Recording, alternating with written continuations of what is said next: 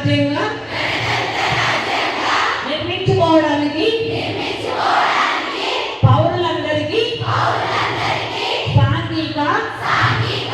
ఆర్థిక, రాజకీయ న్యాయాన్ని ఆలోచన,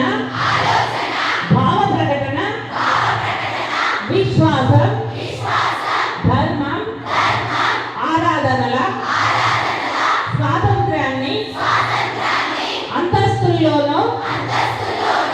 అవకాశాల్లోనూ సమానత్వాన్ని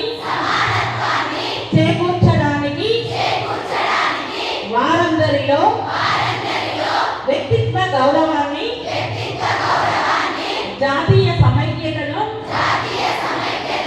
సంరక్షిస్తూ సౌభ్రాతృత్వాన్ని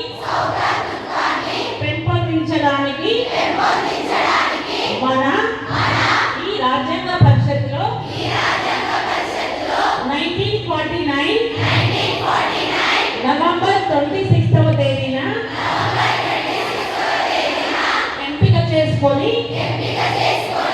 శాసనంగా రూపొందించుకున్న ఈ రాజ్యాంగాన్ని మాకు మేము